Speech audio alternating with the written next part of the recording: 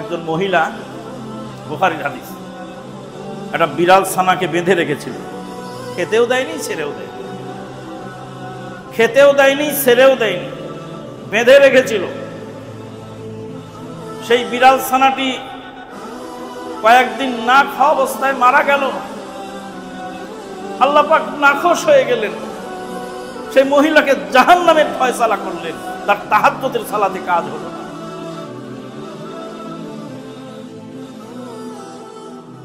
যাবতীয় প্রশংসা সেই মহান আল্লাহ পাকের জন্য,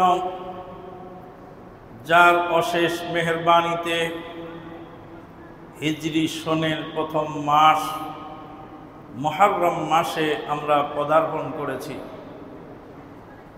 হিজরি সনের প্রথম মাস, যেই মাসের নাম হলো শাহরুল্লাহিল মুহররম, আল্লাহ পাকের বিশেষ মাস মুহররম মাস। মুহররম মাসে অনেক ইতিহাস, অনেক ট্র্যাজেডি, মুহররম মাস কেন্দ্রিক অনেক ঘটনা প্রবাহ যুগে যুগে কালে কালে ঘটে গেছে। আল্লাহ পাক বলছেন, ইন্না ইদ্দাতাশ শুহুরি ইনদাল্লাহি 12 শাহরান ফি কিতাবিল্লাহ ইয়াওমা খালাকাস সামাওয়াতি ওয়াল আরদ। আসমান জমিন যেদিনে আল্লাহ সৃষ্টি করেন, সেদিনে বছরের মাস সমূহের গণনা 12টি নির্ধারণ করেন। 12 মাসে এক বছর। আপনারা জেনে থাকেন যে পৃথিবী ঘূর্ণীয়মান, সমস্ত নক্ষত্ররাজি, গ্রহ উপগ্রহ সবাই ঘূর্ণীয়মান। আল্লাহ পাক বলছেন, কুল্লুন ফি ফালাকি ইয়াসবাহুন, প্রত্যেকেই আপন আপন কক্ষপথে সন্ত্রণরত অবস্থায় আছে। প্রত্যেকটা গ্রহ উপগ্রহ সবাই ঘূর্ণীয়মান অবস্থায় আছে। এটাই বিজ্ঞান প্রমাণ করেছে, কোরআন হাদিসেও তাই বলছে। তবে দ্বন্দ্ব হয়েছে যুগে যুগে কালে কালে। মিস্টার পিথাগোরাস একজন বৈজ্ঞানিক, আর একজন বৈজ্ঞানিক মিস্টার টলেমি। এই টলেমি এবং পিথাগোরাসের দুই বৈজ্ঞানিকের সমর্থকেরা 2500 বছর দ্বন্দ্ব করেছে পৃথিবী ঘোরে না সূর্য ঘোরে এই সাবজেক্টের উপর। 2500 বছর দ্বন্দ্ব করেছে বৈজ্ঞানিক পিথাগোরাস এবং বৈজ্ঞানিক টলেমির অনুসারীরা, কিন্তু কোনো রেজাল্ট নামাতে পারে না। কারণ তর্ক দিয়ে কোনোদিন কোনো সঠিক সমাধানে আসা যায় না, তর্কের উপরেও তর্ক আছে। কোরআন বলছেন, কুল্লুন ফি ফালাকি ইয়াসবাহুন, প্রত্যেকেই আপন কক্ষপথে চলমান অবস্থায় আছে। তো কিভাবে চলে সেটা কিছুটা অনুমান বা সহজ বলা যায়, যে গাড়ির সাইকেলের চাকা ঘুরতেছে রাস্তার উপর, চাকার ভিতরে বল বিয়ারিং আছে, বল বিয়ারিং আবার ভিতরে ভিতরে ঘুরছে, চাকা ঘুরছে চাকার জায়গায়, বল বিয়ারিং এর জায়গায় ঘুরছে। সমস্ত গ্রহ উপগ্রহ সবাই ঘূর্ণীয়মান অবস্থায় আছে। বৈজ্ঞানিকেরা নির্ধারণ করেছে পৃথিবীর আর্নিক গতি এবং বার্ষিক গতি। আর্নিক গতি এবং বার্ষিক গতি, বৎসরে 12 মাসে গোটা পৃথিবী এক চক্কর দেয়। বছরে 12 মাসে একটি বছর ঘুরে আসে। আল্লাহ পাক এই 12টি মাস নির্ধারণ করেছেন। তার মধ্যে মুহররম মাস, যুলকাদা, যুলহিজ্জা এবং রজব, এই 4টি মাস হলো মহাপবিত্র মাস। মিনহা আরবাতুন হুরুম, তার মধ্যে পবিত্র মাস হলো এই 4টি। আরবের জাহেলি যুগের জাহেলেরা যুদ্ধ বিগ্রহ থামিয়ে দিত যখন হারাম মাস এসে যেত, মুহররম মাসে জাহেলি আরবের সেই লড়াকুরা তারাও কিন্তু যুদ্ধ থামিয়ে দিত। এখন আধুনিক সভ্য যুগে যে লড়াই শুরু হয়েছে, কি মুহররম মাস আর কি জুলকাদা মাস আর কি জুলহিজ্জা মাস, কি কাবা চত্বরে, কি মসজিদে নববীর হারামের সীমানার এরিয়ায়, কি ঈদের মাঠে, কি মসজিদে, কি জুম্মায়, কি জামাতে, সর্বত্র গোলমাল। স্বামী স্ত্রীতে লড়াই, বাপ বেটাতে লড়াই, দেশে দেশে লড়াই, গোত্রে গোত্রে লড়াই, ইমাম মুয়াজ্জিনে লড়াই, ইমাম মুক্তাদিতে লড়াই, ছাত্র শিক্ষকের দ্বন্দ্ব, দলে দলে দ্বন্দ্ব, গোত্রে গোত্রে দ্বন্দ্ব, এলাকায় এলাকায় দ্বন্দ্ব। গোটা দ্বন্দ্বে পৃথিবী আজকে মুহ্যমান। আল্লাহ পাক বলছেন, ফালা তাযলিমু ফীহিন্না আনফুসাকুম, তোমরা নিজেদের উপরে জুলুম করো না। মারামারি মানেই হলো নিজের উপর জুলুম চাপিয়ে নাও। ক্বালা রাব্বানা যালামনা আনফুসানা ওয়া ইল্লাম তাগফির লানা ওয়া তারহামনা লানাকুনান্না মিনাল খাসিরিন। মারামারি করা মানে নিজের উপর জুলুম চাপিয়ে নাও। মানে আপনাকে আমি একটা ঘুষি মারলাম, তার মানে হলো টুডে অর টুমোরো এর ফিডব্যাক আসবেই আসবে, এটাই স্বাভাবিক। মায়ের খাওয়ার জন্য আমাকে রেডি থাকতে হবে, যেহেতু আপনাকে মেরেছি আমি আগে। এই জন্য আল্লাহ পাক বলছেন, ফালা তাযলিমু ফীহিন্না আনফুসাকুম, নিজেদের উপর মায়ের চাপায় নিও না তোমরা। আল্লাহর কোরআনের আয়াতের এক একটা শব্দ যদি আপনি বুঝার চেষ্টা করেন, আশ্চর্য হয়ে যাবে। আল্লাহ বললেন না কারো উপরে জুলুম করো না, তা বললেন না, বলে নিজের উপরে জুলুম চাপাই নিও না। আপনাকে ঘুষি মারলাম মানে আপনার ঘুষি আবার খাওয়ার জন্য আমি রেডি থাকতে হবে, আমাকে টুডে অর টুমোরো ফিডব্যাক আসতেই হবে। আল্লাহ ছাড় দেন কিন্তু ছেড়ে দেন না। সম্মানিত উপস্থিতি, মুহররম মাস হিজরি সনের প্রথম মাস। ইসলামের ইতিহাসে নববর্ষ পালনের নামে যে আমাদের দেশের দেশাচার এবং সংস্কৃতির নামে ব্রাহ্মণ্যবাদী যেই মতবাদ আমাদেরকে চাপিয়ে দেওয়া হচ্ছে, জাহেলিয়াত চাপিয়ে দেওয়া হচ্ছে, শিরক ও বেদাত এবং কুফরির মধ্যে গোটা জাতিকে জড়িয়ে দেওয়া হচ্ছে, সেটা খুব দুঃখজনক। কেউ সরস্বতী পূজা করবে, তার মন্দিরের গেটে সরস্বতীর মন্দির ঝুলে থাকবে, যার দরকার সে ওখানে যাবে। কিন্তু প্রকাশ্য রাজপথে যখন লক্ষ লক্ষ মুসলিম জনতা যেই পথ দিয়ে চলছে, সেখানে বিশাল গেট বানায়, সেখানে সরস্বতীর মূর্তি ঝুলিয়ে রাখা, এটা তাওহীদপন্থী মুসলমানের সঙ্গে মশকরা করা ছাড়া কিছু নয়। মুসলিম সমাজকে এই জাহেলিয়াত বর্ষবরণের নামে চাপিয়ে দেওয়া হচ্ছে, যেটার সাথে ইসলামের কোনো কানেকশন নেই। হিজরি নববর্ষের মুহররম মাস আমাদেরকে স্মরণ করিয়ে দেয় সাইয়্যিদুল মুরসালিন নবী মুহাম্মদুর রাসূলুল্লাহ সাল্লাল্লাহু আলাইহি ওয়াসাল্লাম, যিনি ছিলেন আরবের আল আমিন। মক্কার কাফেরেরা নিজের জাত ভাইয়ের কাছে টাকা রাখতো না, খেয়ে ফেলবে তাই। সাইয়্যিদুল মুরসালিনের কাছে আমানত গচ্ছিত রাখতেন, তাকে বিশ্বস্ত মনে করতেন। কিন্তু সেই বিশ্বস্ত লোক গোটা সমাজের কাছে বিশ্বস্ত প্রিয় ভাজন যখন বাপ দাদার আনিত সেই জাহেলিয়াতের বিরুদ্ধে কথা বললেন, কোরআন এবং সহিহ সুন্নাহর দাওয়াত জাতির সামনে তুলে ধরলেন, সেই বিশ্বস্ত আল আমিনকেও মক্কা ছাড়তে হলো, মক্কায় তার থাকা হলো না।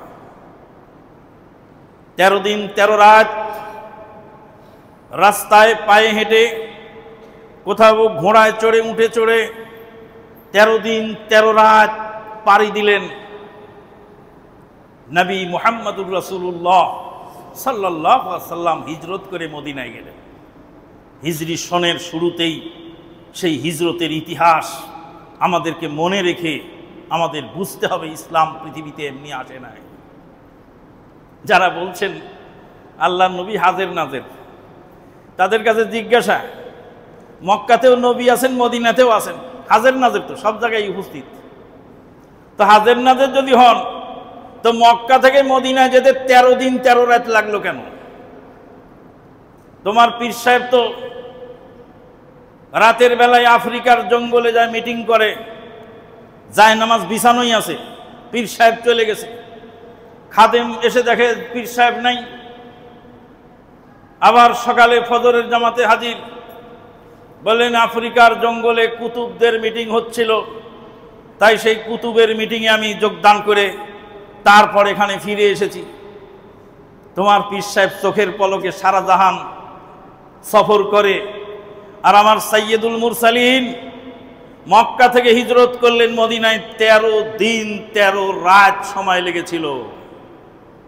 চোখের পলকে আল্লাহর নবী সাল্লাল্লাহু আলাইহি সাল্লাম সেখানে যেতে পারেননি। হিজরত থেকে শিক্ষণীয় হলো এই, ইসলাম বহু ত্যাগের বিনিময়ে এসেছে।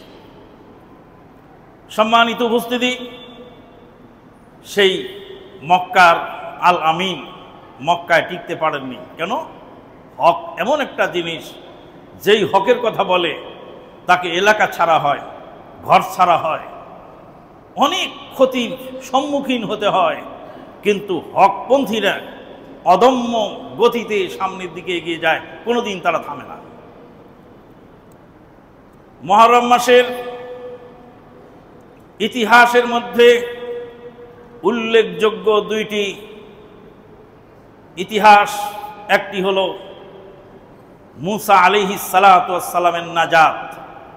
আল্লাহ পাক বলছেন, আউযু বিল্লাহি মিনাশ শাইতানির রাজীম ওয়া ইয ফারাকনা বিকুমুল বাহরা فأنجيناكم وأغرقنا آل فرعون وأنتم تنظرون। আল্লাহ পাক বনি ইসরায়েলকে বলছেন, তোমাদের জন্য আমি সাগরকে বিদীর্ণ করে দিয়েছিলাম, সাগরকে ভাগ করে দিয়েছিলাম, সাগরের পানি বিভক্ত হয়েছিল। মুসা আলাইহিস সালাতু ওয়াস সালামের সঙ্গে ছিল 12টি কওম। এই 12টি কওমের জন্য আলাদা আলাদা রাস্তা আল্লাহ পাক লোহিত সাগর বিদীর্ণ করে বের করে দিয়েছে।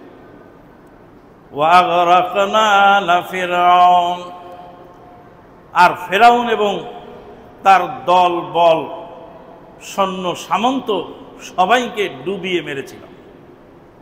ওয়া আনতুম তানজুরুন, তোমরা তার সচক্ষে দেখেছিলে। ইতিহাস সাক্ষী, মুসা আলাইহিস সালাম পার হয়ে গেলেন তার অনুসারীদেরকে নিয়ে ফেরাউনের নির্যাতনে নিষ্পেষিত হয়ে। ফেরাউন কিভাবে নির্যাতন করত? গর্ভবতী মহিলাদেরকে ধরে এনে ফেরাউনের জালেম সোলজারেরা পেটের উপরে খোঁচে খোঁচে মায়ের পেটের ভিতরে শিশুকে হত্যা করে। লোমহর্ষক ঘটনা। মায়ের কোল থেকে দুগ্ধপোষ্য সন্তানকে কেড়ে নিয়ে মায়ের সামনেই জবাই করে দিত, আগুনে পুড়িয়ে দিত। পৃথিবীর ইতিহাসে বহু রকমের জুলুম মানুষ দেখেছে। আমরা আধুনিক কালে এসেছি, দেখেছি বসনিয়া হার্জেগোভিনার লোমহর্ষক সেই চিত্র দেখেছি, কসোভোর লড়াই দেখেছি, মায়ানমারে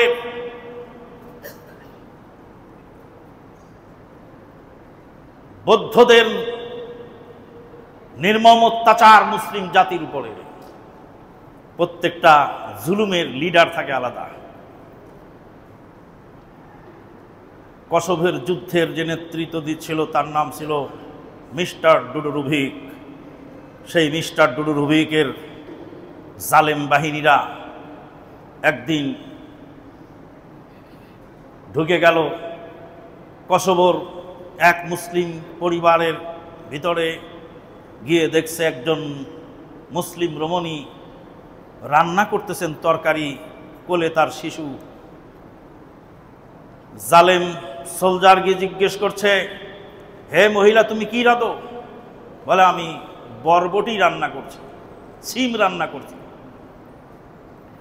সিম রান্না করছো তুমি, গোশত নাই? যুদ্ধ বিধ্বস্ত দেশ, গোশত কোত্থেকে আসে? সিম জোগাড় করাই তো কঠিন। বলছে আমি এখনই কিছুক্ষণের মধ্যে তোমাকে একদম বিনা পয়সায় কিছু গোশত উপহার দিয়ে দিই।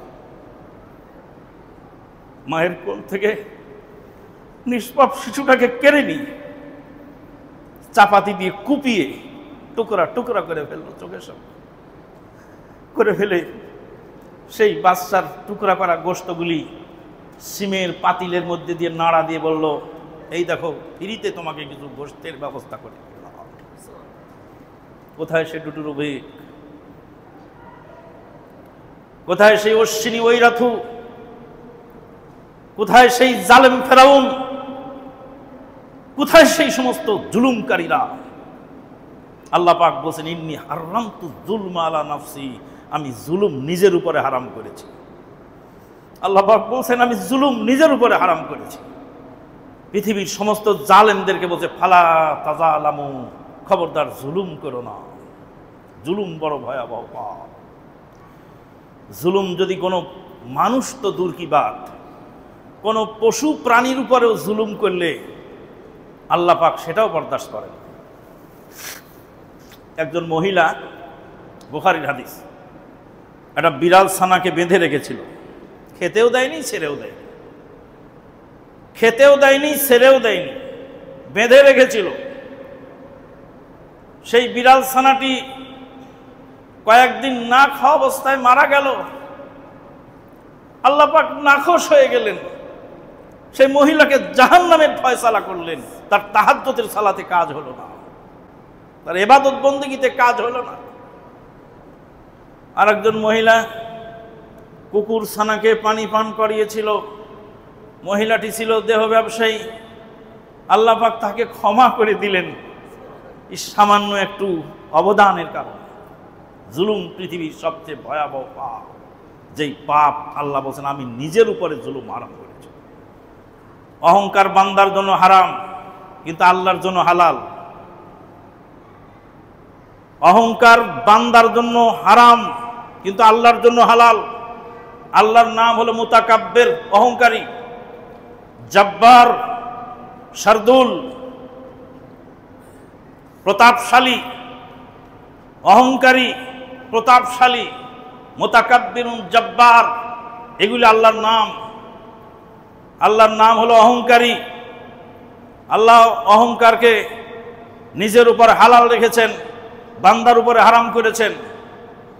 কিন্তু আল্লাহ পাক বলছেন ইন্নী হারামতু যুলমা আলা নাফসি, আমি আমার নিজের উপরে জুলুম হারাম করেছি আগে। ওয়া জাআলতুহু বাইনাকুম মুহাররামা, তারপরে এই জুলুমকে তোমাদের উপরে হারাম ঘোষণা করেছি। আলা তাযালামু, জুলুম করো না।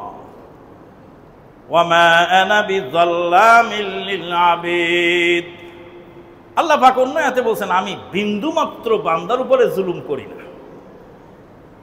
যেই ফেরাউন জুলুম করে অসংখ্য নারী এবং শিশুকে হত্যা করেছিল, সেই ফেরাউন লোহিত সাগরের পানিতে ডুবে মারা গেল।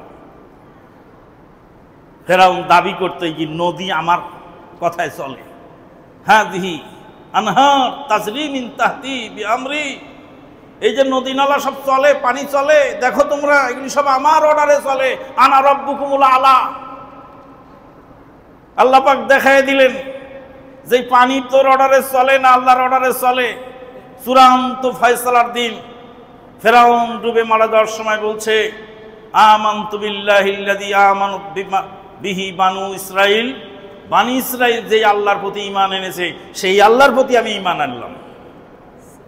কত সুন্দর করে ভেঙে পড়ে পরিষ্কার করে বলছে, বলে আল্লাহর প্রতি ঈমান আনলাম তা বলেনি, বানি ইসরাইল যেই আল্লাহকে বিশ্বাস করে সেই আল্লাহর প্রতি আমি ঈমান আনলাম। আল্লাহ পাক বললেন এখন আর কাজ হলো না। মুসা আলাইহিস সালাম পাড়ি দিলেন লোহিত সাগর, পাড়ি দিয়ে চলে যাচ্ছেন, সাগর তো এইভাবেই রয়ে গেল। মুসা আলাইহিস সালাম ফিরে তাকাচ্ছেন, বাড়ি দিয়ে পানিটা আবার সমান করবেন।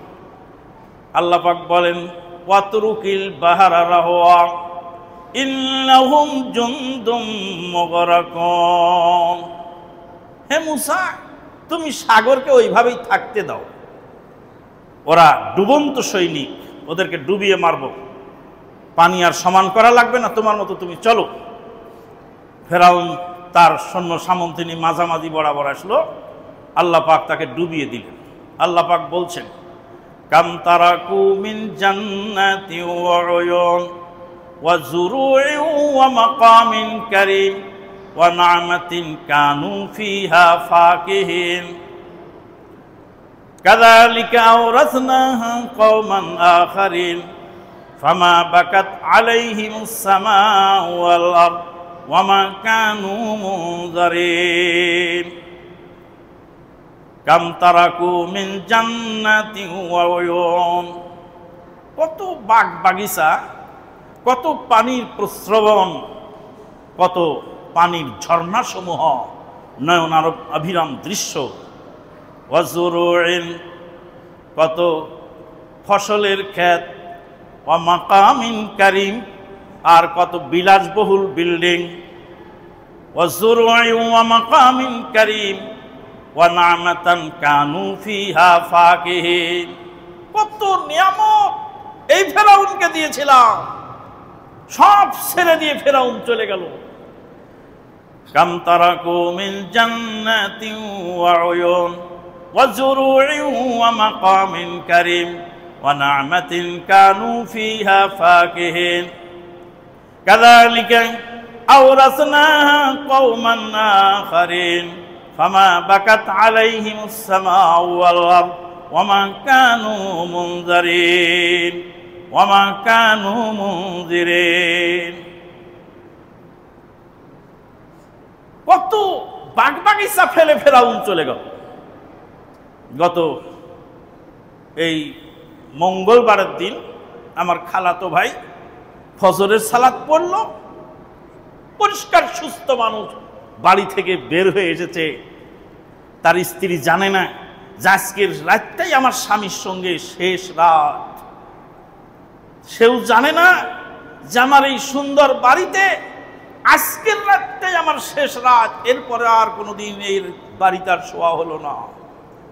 সকালে ফজর পড়লেন, মসজিদে এসে রাস্তায় একটু হাঁটা চলা করলেন। হঠাৎ করে হাঁটতে হাঁটতে বলেন, আমার কেমন যেন লাগছে। ছেলেরা হাসপাতালে নিয়ে যাচ্ছে, বলছে আমাকে হাসপাতালে নিও না, বাড়িতে নিয়ে যাও, আমি মারা যাব, বাঁচবো না, আমার হায়াত শেষ হয়ে গেছে। হাসপাতালে নিতে নিতেই শেষ নিঃশ্বাস ত্যাগ করল। ছেলেরাও জানলো না, স্ত্রীও জানলো না, কেউ জানলো না। আজকে গোরস্থানের পাশ দিয়ে আসার সময় লিয়াকত ভাইয়ের জন্য দোয়া করলাম। আপনাদের লিয়াকত ভাই, আমাদের লিয়াকত ভাই, যিনি বেদাতীদের সঙ্গে সংগ্রাম করে ফকিরের মতো, ভিক্ষুকের মতো রাস্তায় রুমাইল নিয়ে বসে থাকতেন। ওই পুরান ঢাকার বংশালের মসজিদগুলিতে গামছা বিছায় বসে থাকতেন আর বলতেন মাদার টেক মসজিদের জন্য কিছু দান করেন। ভিক্ষে করে করে এনে মাদার টেক মসজিদ গড়ে তুলেছিলেন। সকালবেলা রমাদান মাসে ইতিকাফ করলেন। রমাদান পার হয়ে গেল, শাওয়াল মাসের 6টি সিয়ামের একটি সিয়াম রেখেছেন।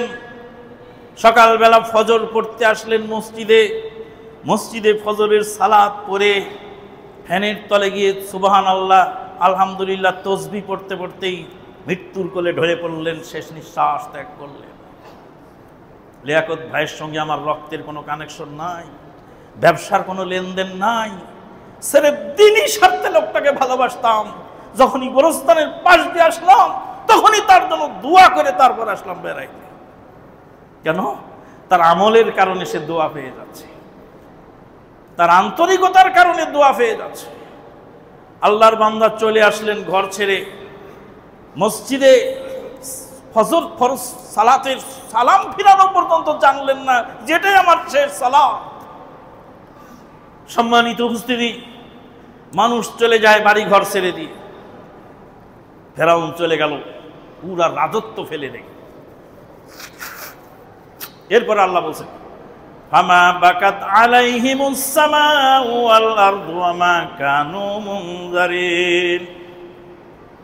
তাদের জন্য আসমান জমিনের কেউ কাঁদে নাই। ফেরাউনের জন্য আসমান জমিনের কেউ কাঁদে নাই। কে বললেন? আল্লাহ বলছেন। আসমান জমিনের কেউ ফেরাউনের জন্য কাঁদলো না। ফামা বাকাত আলাইহিমুস সামাউ ওয়াল আরদ, আসমানও কাঁদে নাই, জমিনও কাঁদে নাই। আসমান জমিনের কোনো বাসিন্দাও, পৃথিবীর এত বড় গ্রেট লিডার, তদানীন্তনকালের সুপার পাওয়ার ফেরাউন, সেই ফেরাউনের সমস্ত সৈন্য সামন্ত সহ পানিতে ডুবে মরে গেল। পৃথিবীর কেউ তাদেরকে শোক জানায় নাই। মানুষ মারা গেলে কি আসমান কাঁদে? হ্যাঁ। মানুষ মারা গেলে কি জমিন কাঁদে? হ্যাঁ। সাদ বিন মুআয রাদিয়াল্লাহু তাআলা যখন মারা গেলেন, রাসূলুল্লাহ সাল্লাল্লাহু আলাইহি ওয়াসাল্লাম বললেন, লাকাত তাহাররাকা লাহুল আরশ, এই সাহাবীর মৃত্যুতে আল্লাহর আরশ কেঁপে গেছে। ওয়া শাহিদা লাহু ৭০ আলফাম মিনাল মালায়েকা, ৭০,০০০ ফেরেশতা তার জানাজায় শরীক হয়েছে। সেই সাহাবী। মানুষ মারা গেলে পৃথিবীর সবাই কাঁদে, আসমান কাঁদে, জমিন কাঁদে, ধূলিকণা কাঁদে, পাথর কাঁদে, দুর্বা ঘাস কাঁদে, পশু পাখি কাঁদে। যদি মানুষ মারা যায়, অমানুষ মারা গেলে কেউ কাঁদে না। তাই বিদ্রোহী কবি যথার্থই বলেছেন, যেদিন তুমি এসেছিলে ভবে, কেঁদেছিলে একা তুমি, হেসেছিল সবে, এমন জীবন তুমি করিবে গঠন, মরিতে হাসিবে তুমি, কাঁদিবে ভুবন। মরণের সময় তুমি হাসতে হাসতে মারা যাবে, গোটা বিশ্ববাসী তোমার জন্য কাঁদবে। সৌদি আরবের প্রধান মুফতি শেখ আব্দুল আজিজ বিন আব্দুল্লাহ বিন বাজ রাহিমাহুল্লাহ মারা গেলেন। সাংবাদিকেরা পরের দিন পেপারে লেখলো, পেপারের প্রথম শিরোনাম, আমি তখন মদিনায়, লেখছে, মুফতিল উম্মাহ ইয়াবতাসিম ক্বাবলা ওয়াফাতিহি। কুল কায়নাতের মুফতি শেখ আব্দুল আজিজ বিন আব্দুল্লাহ বিন বাজ রাহিমাহুল্লাহ মৃত্যুর কোলে ঢলে পড়ার আগে মুস্কি হেসে দিয়ে পৃথিবী ত্যাগ করলেন। ইয়াবতাসিম, তিনি মুস্কি হাসলেন, ক্বাবলা ওয়াফাতিহি, মৃত্যুর পূর্বে। সম্মানিত উপস্থিতি, এ সমস্ত ইতিহাস বলার উদ্দেশ্য হলো এই, যার আন্ডারে যতটুকু জুলুম আছে সেই জুলুম ছেড়ে দেওয়া, বনের অংশ যেটুকু দেননি ওটা ছেড়ে দেওয়া বা মাপ চেয়ে নেওয়া। আত্মীয় স্বজনকে যতটুকু ঠকানো হয়েছে, ব্যবসায়ীর পার্টনারকে যতটুকু ক্ষতিগ্রস্ত করা হয়েছে, প্রত্যেকের সাথেই মাপ নিয়ে জুলুম থেকে মুক্ত হয়ে পৃথিবীতে ত্যাগ করা উচিত। পৃথিবীতে কেউ থাকতে আসেনি। সম্মানিত উপস্থিতি, এই যে মুহররমের 10 তারিখ, এই 10 তারিখটাই ছিল এই মুসা আলাইহিস সালাতু ওয়াস সালামকে আল্লাহ পাক নাজাত দিয়েছিল। নবী সাল্লাল্লাহু আলাইহি ওয়াসাল্লাম মদিনায় গেলেন, ইতিহাস তো আপনাদের জানা আছে। মদিনায় গিয়ে দেখলেন ইহুদিরা সিয়াম পালন করে 10ই মুহররম। জিজ্ঞেস করলেন, এই 10 মুহররমে সিয়াম পালন করো কেন? তারা বললেন, হাযা ইয়াউমুন আযীম, এইটা একটি মহান দিবস।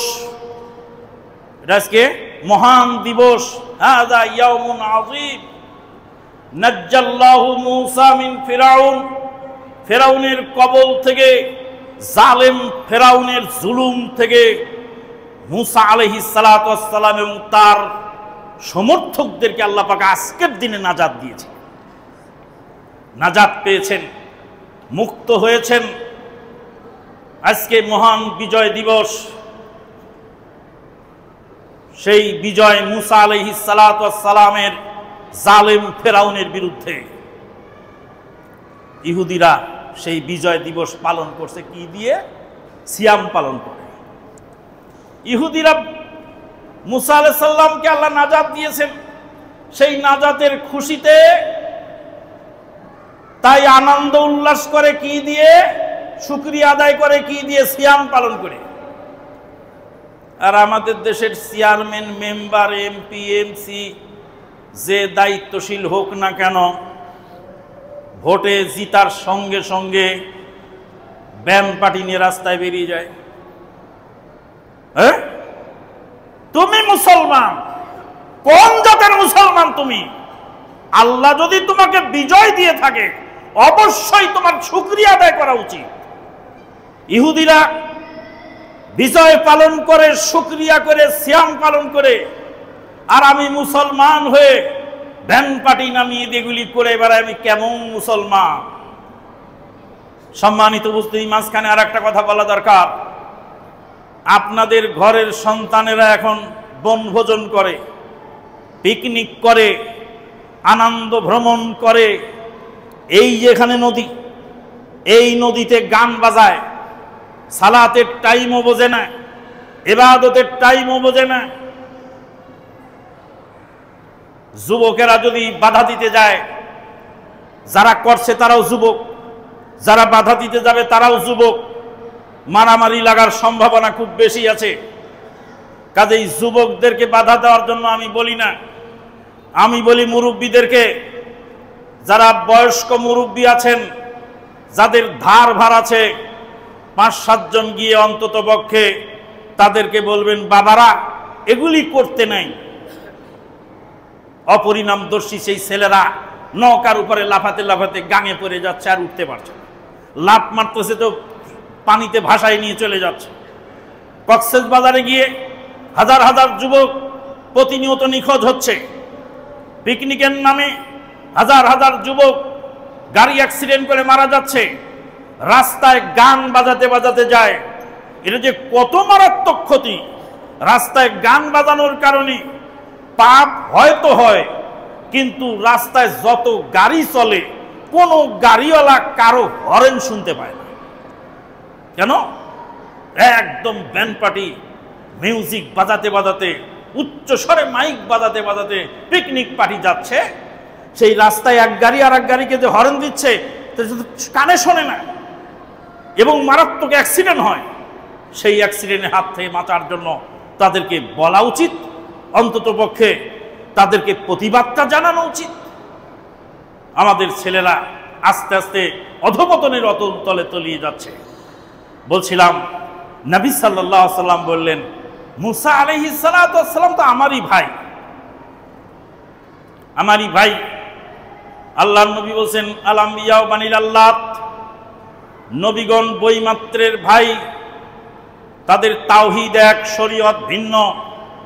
অতএব মুসা আলাইহিস সালাতু ওয়াস সালাম আমার ভাই, আমিও 10ই মুহররমে সিয়াম পালনের ঘোষণা দিলাম।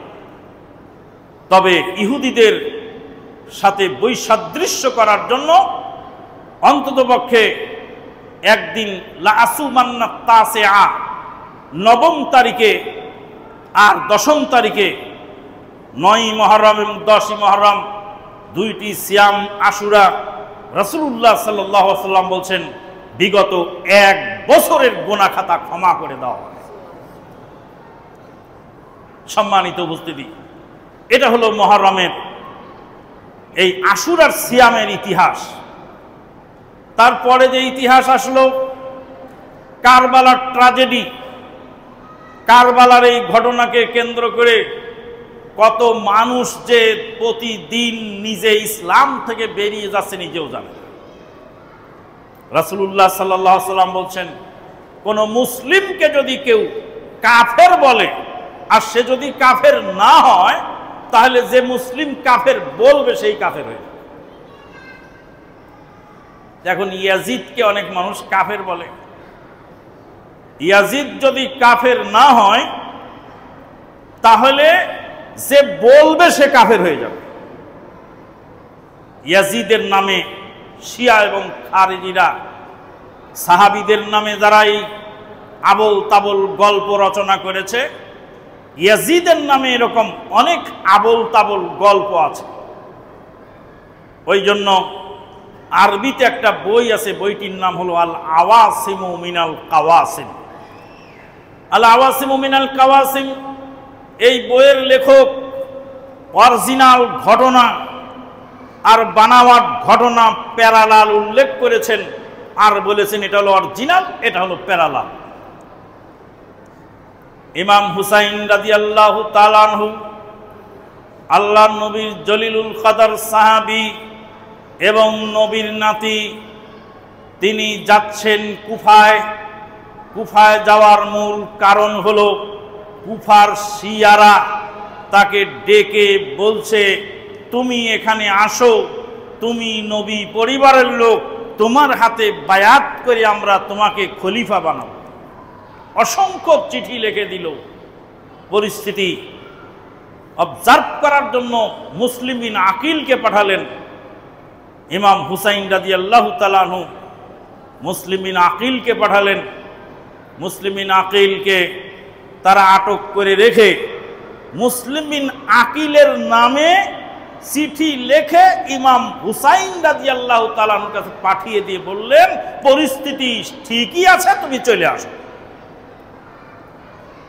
মানে যাকে পাঠানো হলো তাকে শিয়ারা নিয়ন্ত্রণে নিয়ে গেল, নিয়ে গিয়ে বলে দিল যে সব ঠিক আছে, তুমি চলে আসো এখানে। মুসলিম বিন আকিল কে তারা হত্যা করে দিল।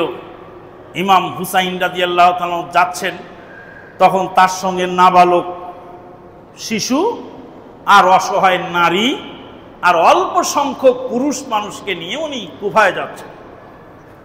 সাহাবায়ে কেরামদের মধ্যে আব্দুল্লাহ বিন আব্বাস রাদিয়াল্লাহু তাআলা, আব্দুল্লাহ বিন ওমর রাদিয়াল্লাহু তাআলা আনহু, তারা গিয়ে বাধা দিয়ে বললেন, খবরদার কুফায় যেও না, এই শিয়া জাতি এরা বজ্জাত, এরা তোমাকে ধোঁকা দিয়ে ক্ষতিগ্রস্ত করবে। আব্দুল্লাহ বিন আব্বাস রাদিয়াল্লাহু তাআলা আনহু বললেন, ইলা হাউলাইল কওমিল্লাযীনা কাতালু আবাকা ওয়া তানু আখাকা, সেই কুফাতে তোমার বাপকে হত্যা করেছে খারিজিরা, তোমার ভাই হাসান বিন আলীকে তারা আঘাত করেছে, তোমাকেও ক্ষতি করবে, খবরদার সেখানে যাওয়া যাবে না। উস্তাদ আগে বোঝে, শাগিরেদ পরে বোঝে। যারা বাধা দিলেন কেন? অন্যায়ের প্রতিবাদ করতে, হক প্রতিষ্ঠা করার জন্য যুদ্ধে যদি যায় কেউ, তাকে বাধা দেওয়া যায় না। বাধা দিচ্ছেন কারা? জলিলুল কদর সাহাবীগণ। ইমাম হুসাইন রাদিয়াল্লাহু তাআলা যুদ্ধ করতে যান নাই। যুদ্ধ করতে গেলে ছোট নাবালক শিশু আর অসহায় নারী সাথে নিতেন না। ইমাম হুসাইন রাদিয়াল্লাহু তাআলা যুদ্ধ করতে গেলে জলিলুল কদর সাহাবায়ে কেরামগণ যেতে নিষেধ করতেন না। ইমাম হুসাইন রাদিয়াল্লাহু তাআলা সেখানে পৌঁছার পরে যখন বুঝতে পারলেন পরিস্থিতি খারাপ, শিয়াদের চক্রান্তে পড়ে গেছি, আব্দুল্লাহ বিন আব্বাস, আব্দুল্লাহ বিন ওমর রাদিয়াল্লাহু তাআলা আনহু, জলিলুল কদর সাহাবীগণ যা আমাকে বলেছিলেন তাই তো হলো। তখন তিনি তিনটি প্রস্তাব দিলেন, বললেন, আমাকে মদিনায় ফেরত যাওয়ার সুযোগ দাও। মানুষ ফেরত আসতে চায় কখন? ওখানে যাওয়াটা ইজতিহাদি ভুল, মানে ইজতিহাদ মুস্তাহিদ ভুল করলে এক নেকি পান। সাহাবায়ে কেরামের ইজতিহাদ আরো কঠিন। যাওয়ার পরে বুঝতে পারলেন এখান থেকে মদিনায় ফেরত যাওয়াটা উত্তম, বলেন মদিনায় ফেরত যাওয়ার সুযোগ দাও, আর না হয় সিরিয়ার সীমান্তবর্তী এলাকায় চলে যাওয়ার সুযোগ দাও, আর অন্ততপক্ষে না হয় ইয়াজিদ বিন মুয়াবিয়ার সঙ্গে দেখা করার সুযোগ দাও। ইমাম হুসাইন রাদিয়াল্লাহু তাআলা আনহু বুঝতে পেরেছিলেন যে ইয়াজিদ বিন মুয়াবিয়া লোকটা এত খারাপ নয়, তার সঙ্গে সরাসরি কথা বললে অবশ্যই একটা ভালো রেজাল্ট পাবো, এই জন্য সরাসরি সাক্ষাৎ করার অনুমতি চেয়েছিলেন। কিন্তু নরধম ওবায়দুল্লাহ বিন জিয়াদ যুদ্ধটা চাপিয়ে দিল তার উপরে। নির্মম ভাবে, অসহায় ভাবে যখন নিহত হলেন, তখনই এই বেঈমান শিয়ারা, যে শিয়াদেরকে যারা মুসলমান মনে করে, তারা তো নিজেরাই মুসলমান নয়। কাসেম সুলাইমানি মরে যাওয়াতে অনেকে লোক বুক চাপড়ায়। তারপরে কিছুদিন আগে মারা গেল, বোঝা গেল, আমি তো বলেছিলাম যে কাক একটা মরলে বোঝা যায় দেশে কত কাক আছে। এক শিয়া মরার সঙ্গে সঙ্গে বোঝা গেল এদেশে শিয়া প্রেমী লোক কত আছে। আল্লাহ নবীর স্ত্রী মা আয়েশা সিদ্দিকাকে জেনার তহমত যে দেয়, সে মুসলমান হলে তো কাফেরকে, সিদ্দিক আকবরকে যারা কাফের ফতোয়া দেয়, ওমরে ফারুককে যারা কাফের বলে গালি দেয়, তারা যদি মুসলমান হয় তাহলে সে কাফেরকে। সম্মানিত উপস্থিতি, এক ছাত্র বলছিল শিয়ারা মুসলমান। মদিনা ইউনিভার্সিটির প্রফেসর মনসুর সেমারি বলছে, আল্লাহ পাক তোকে শিয়াদের সাথে হাসর করার তৌফিক দান করুন। আমিন বল। আমিন বলে না, আমিন বলিস না কেন? আমিন বল। শিয়ারও তো মুসলমান, তো শিয়া যদি মুসলমান হয় তো ওই মুসলমানের সাথে তোর হাসর হোক, আমি দোয়া করি, তুই এখন আমিন বল। তারা আমিন আর বলে না। তখন বলছে, ও বুঝতে পেরেছি, তুমিও শিয়াদেরকে মুসলমান মনে করো না, কিন্তু তর্কের খাতিরে আমার সঙ্গে তর্ক করো। সম্মানিত উপস্থিতি, তারপরে এরা শুরু করে দিল হায় হোসেন, হায় হোসেন। আলী রাদিয়াল্লাহু তাআলা এতগুলি সন্তান মারা গেল, কারো জন্য হায় অমুক হায় অমুক বলল না। মুসলিম জাহানের তৃতীয় খলিফা ওসমান ইবনে আফফান রাদিয়াল্লাহু তাআলা আনহু ৮৬ বছর বয়সে নিজের বাড়িতে কোরআন তেলাওয়াতরত অবস্থায় মুসলিম যুবকদের তলোয়ারের আঘাতে নিহত হলেন। হাই উসমান, হাই উসমান বলে কয়দিন তুমি বুক চাপিয়েছ। ওমরে ফারুক রাদিয়াল্লাহু তাআলা আনহু ফজরের সালাতের ইমামতি করা অবস্থায় মসজিদে নববীর জায়নামাজে ঢলে পড়লেন। অগ্নিপূজক আবুল উলাব ফিরুজের আঘাতে, তলোয়ারের আঘাতে শহীদ হয়ে গেলেন খলিফাতুল মুসলিমিন ওমর ইবনুল খাত্তাব রাদিয়াল্লাহু তাআলা আনহু। ওমর ইবনুল খাত্তাব রাদিয়াল্লাহু তাআলা যেদিন শুনেছিলেন আল্লাহর নবী বলেছিলেন, তোমরা যদি মদিনায় মৃত্যুবরণ করতে পারো তাহলে মদিনায় মরার চেষ্টা করো। মরণটা যদি তোমার মদিনায় হয় তাহলে আমি নবী সুপারিশ করব, যার মৃত্যু মদিনায় হবে তার জন্য আমি সুপারিশ করব, যদি তার ঈমান থাকে। মদিনায় তো আব্দুল্লাহ বিন উবাই বিন সলুল মুনাফিকের সর্দার, সেও তো মারা গেছে। বাকিউল গারকাদে তাকে দাফন করা হয়েছে, কাজ হয়নি। ওমরে ফারুক রাদিয়াল্লাহু তাআলা সেদিন থেকে দোয়া করতেন, আল্লাহুম্মা জাল আল্লাহুম্মা রযুকনি শাহাদাতান ফি সাবিলিক ওয়াজআল মাউতি ফি বালাদি রাসূলিক। হে আল্লাহ, শাহাদাতের মৃত্যু আমাকে দিও, আর তোমার রাসূলের শহরে যেন আমার মৃত্যু হয়, নবীর সুপারিশটা যেন পেতে পারি। খলিফাতুল মুসলিমিন ওমর ইবনুল খাত্তাব রাদিয়াল্লাহু তাআলা সালাতরত অবস্থায় শহীদ হলেন। তো তুমি হাই উমর করে কয়দিন বুক চাপড়াইছো। এগুলি শিয়াদের তাজিয়া। রাসূলুল্লাহ সাল্লাল্লাহু আলাইহি ওয়াসাল্লাম বলছেন, যারা গাল চাপড়ায়, নিজেদের জামা কাপড় ছেড়ে জাহিলিয়াতের স্লোগান দেয়, তারা আমার উম্মতের অন্তর্ভুক্ত নয়। সম্মানিত উপস্থিতি, এই শিয়াদের এই ঘটনাবলী এবং ভয়ানক চক্রান্ত থেকে জাতিকে আল্লাহ পাক হেফাজত করুন, আল্লাহুম্মা আমিন। এই সব বিষয় নিয়ে আপনারা বেশি লেবু সিপাসিপি করতে যাবেন না, কারণ বেশি বলতে গিয়ে কোনো সাহাবীর উপর যদি 19-20 হয়ে যায় তা আপনার আমার ঈমান নিয়ে টানাটানি হবে। সাহাবায়ে কেরামদের মধ্যে পারস্পরিক যেগুলি ছিল এগুলি বলতে নাই। এমনকি আল্লাহ নবীর স্ত্রীদের মধ্যেও পারস্পরিক মাঝে মাঝে একটু মন কষাকষি হতো, সেইগুলি বিশদ আলোচনায় আনতে নাই, কারো সম্মানের ক্ষতি হয়। প্রত্যেক সাহাবী রাসূলুল্লাহ সাল্লাল্লাহু আলাইহি ওয়াসাল্লামের সাহাবীর মর্যাদা এত বেশি, আল্লাহ নবী বলেছেন, লা তাসুব্বু আসহাবী, আমার সাহাবীদেরকে গালি দিও না, খবরদার সাহাবীদেরকে গালি দিও না। ওয়াল্লাযী নাফসি বিয়াদিহি, সে আল্লাহর কসম যার হাতে রয়েছে আমার জান, লাউ আনফাকা আহাদুকুম মিসলা উহুদিন যাহাবা, তোমাদের মধ্যেকার কেউ যদি উহুদের পাহাড় পরিমাণ স্বর্ণ আল্লাহর রাস্তায় দান করে, মা বালাগা মুদ্দা আহাদিহিম ওয়ালা নাসিফাহু, সাহাবীরা এক অঞ্জুলি, মুদ মানে এক অঞ্জুলি, ওয়ালা নাসিফাহু এক চল্লু, এক অঞ্জুলির অর্ধেক খাদ্যশস্য দান করে যে নেকি পেয়েছে, পরবর্তী উম্মতের লোকেরা উহুদ পাহাড় পরিমাণ স্বর্ণ দান করলেও সাহাবীদের সমতুল্য হতে পারবে না। রাদিয়াল্লাহু আনহুম ওয়া রাদু আনহু, আল্লাহ তাদের উপরে রাজি হয়ে গেছেন, আর আল্লাহ তাদেরকে এমন নিয়ামত দিবেন যে নিয়ামতের কারণে তারাও রাজি হয়ে যাবে। পরবর্তীতে আল্লাহ পাক যদি আবার আসার সুযোগ দেয় তাহলে সাহাবীদের মর্যাদার সম্পর্কে সেদিন খুতবা হবে ইনশাআল্লাহ। আল্লাহ পাক আমাদেরকে কবুল করুন, আল্লাহুম্মা আমিন। ওয়া আখিরু দাওয়ানা আনিল হামদুলিল্লাহি রাব্বিল আলামিন।